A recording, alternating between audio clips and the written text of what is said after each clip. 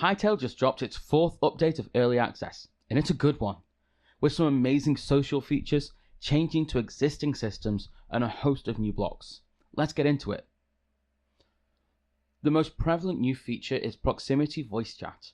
You can turn this on from within your audio options, with options for push to talk toggle, or voice activity. And now just talk to your friends in world. A character icon even shows in the top left corner when someone is speaking, showing a live render of the character. There are sound changes for being in a cave or underwater, with a decent list of server controls to control range and mute individual players who are being less than nice on your server. Or you can choose to mute a player for yourself in the map screen. Child accounts will not be able to use in-game voice. I couldn't get anyone to record a clip with me before this video, so if you want to check this out, you'll need to find some friends of your own and... Anyway. Next up is the emote wheel. By default, holding X in-game will show the wheel with the current emote options, those being wave, double wave, laugh, tongue, chicken, kill, dab left, dab right, and punch. You can even use your mouse scroll wheel to flick between pages. Some emotes will even loop as long as you are standing still.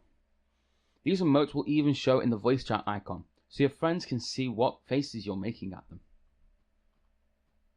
Once again, we have new customization options for players, this time focused on hairstyles. We now have options of afro, big afro, frizzy buns, long dreadlocks, puffy twin dreads, dreads fade, and star puffs, with a couple of renamed items, including the long sleeve tunic, which is now called the cotton tunic. One of the basic sandals became leather sandals, and puffy ponytail is now referred to as puffy bun. The big news from last week, over 500 new blocks. A lot of existing block sets have been expanded, including limestone, chalk, and slate, along with new dirt types and dirt slab variants.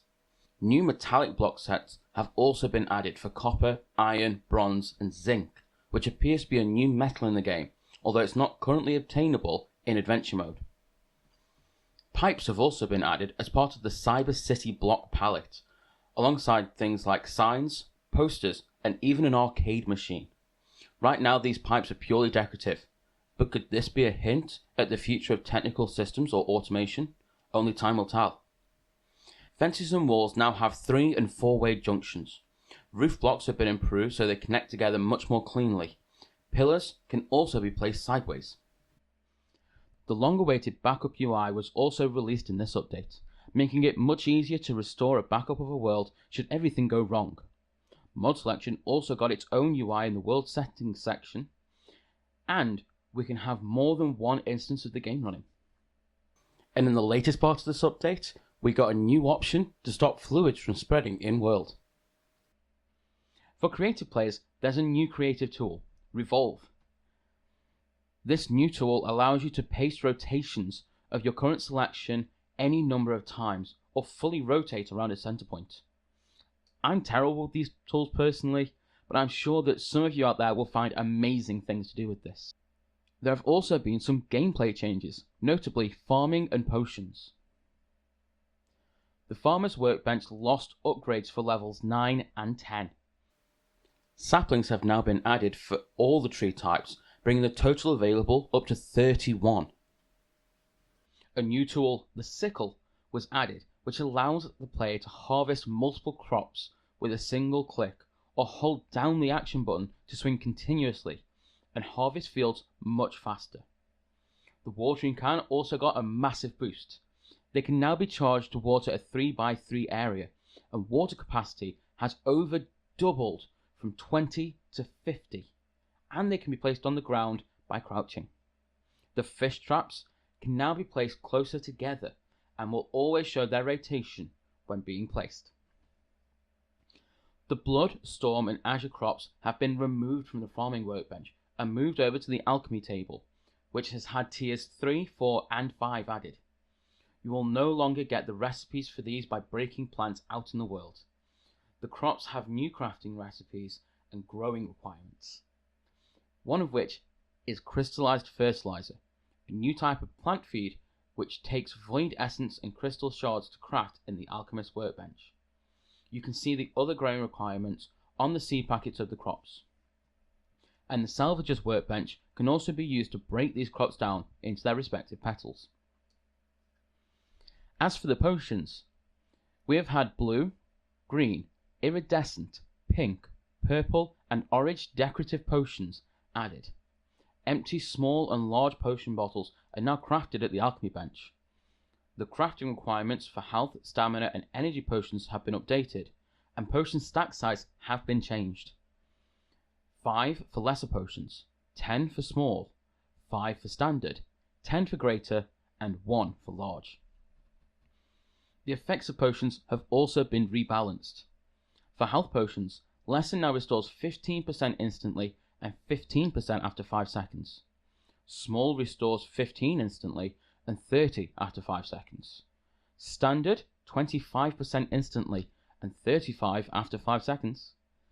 Greater now restores 25% instantly and 50% after 5 seconds.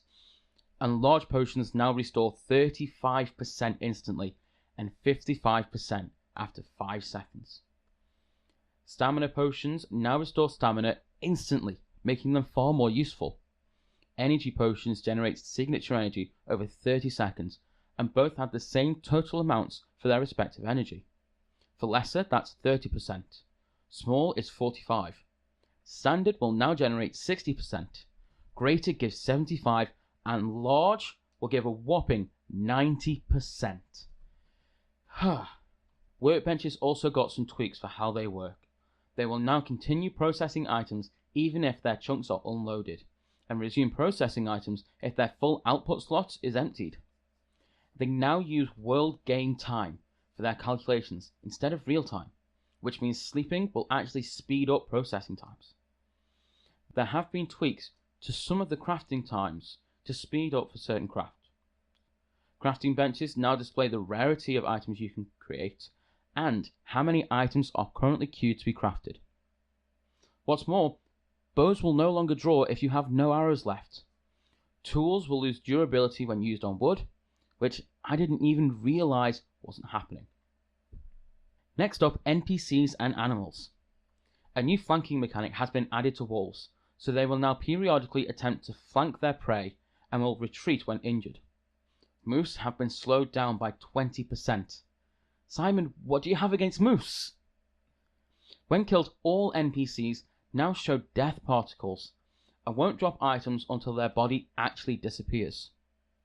Squirrel can now lay eggs.